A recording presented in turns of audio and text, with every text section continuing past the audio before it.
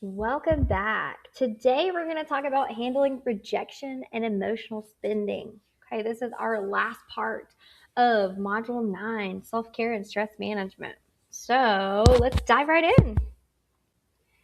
There are two hard things that you are going to deal with in life. Okay, and those things are rejection and emotional spending. These two things will test everything you have built. Getting a no and the urge to spin through the pain is just part of life. Okay. Rejection often comes with emotional spending, especially on a hard day. You get a rejection and then you need to go through a phase to feel better. Okay.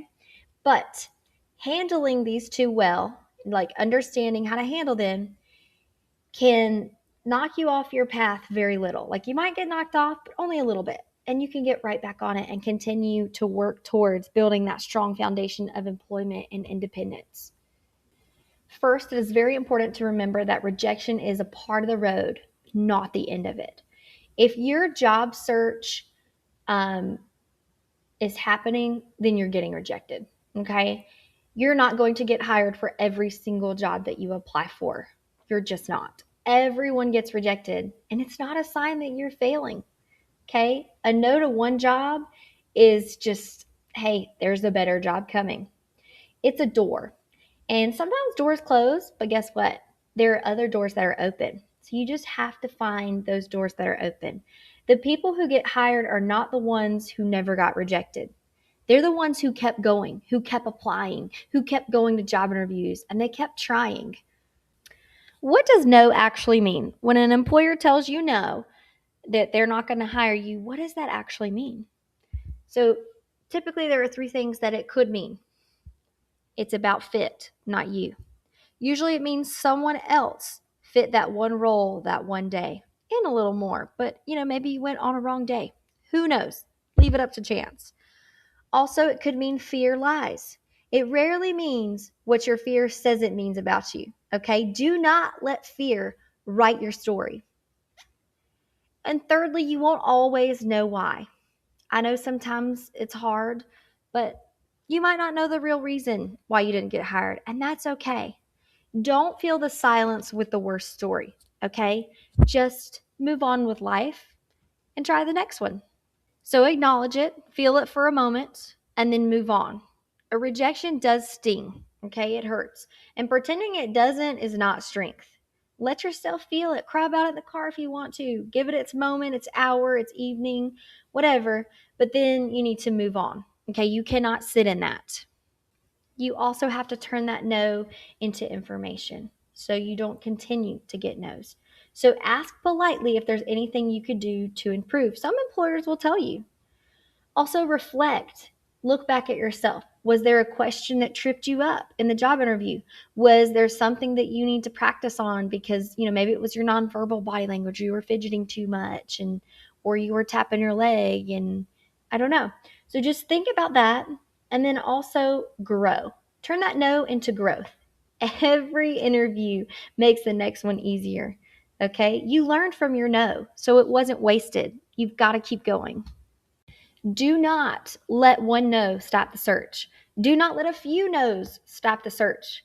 Don't let 6 months of no's stop the search. Okay, keep applying. Stay ready. Get closer to your goals. The biggest danger of a rejection is that it makes you quit applying. Okay, you can't do that. You've got to keep your momentum. You have to have the next application ready before you hear back on the last one. One no just means that you're getting closer to a yes, and you're going to find that yes. You're going to find the job that you are supposed to be at. So keep going. Don't give up. If you can't walk, if you can't run, then walk. If you can't walk, then I want you to crawl. If you cannot crawl, just drag yourself. The point is keep going. Don't stop. And talk back to that rejection. Talk back to that little voice in your head that says, see, I knew it. I'm not good enough. That's not true. You are good enough. Name it. Recognize the voice of fear when it speaks. Answer it. Respond with the evidence that you have of your strengths, of your progress, how far you've come in life already. And ultimately, Remember your worth. Your worth was settled long before this interview, and no one can touch it. No one can take it away from you.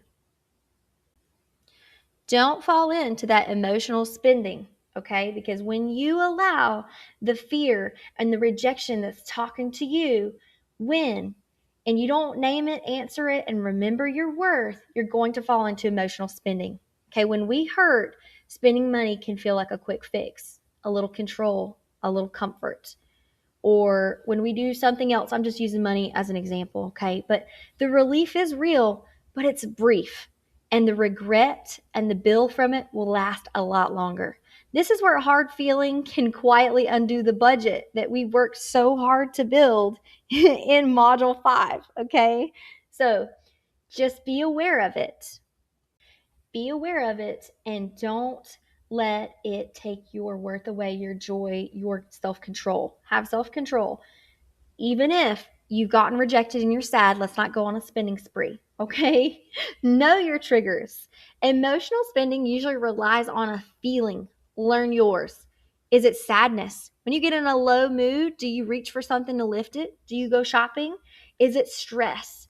Sometimes pressure builds and spending feels like a release. Is it boredom? Does idle time turn into browsing and then buying? Is it loneliness? Is it connection what you need? Find a connection from your people. Don't purchase, connect.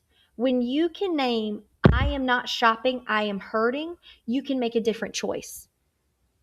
And when you pause and you make that different choice, that is what saves you.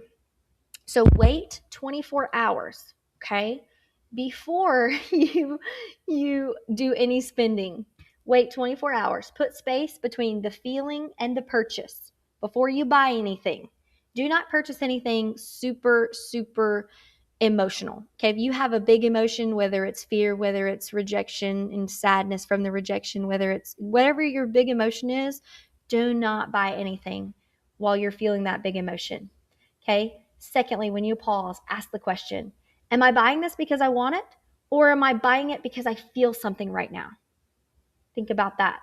And then thirdly, after about 24 hours, that urge is going to pass. Let the urge pass.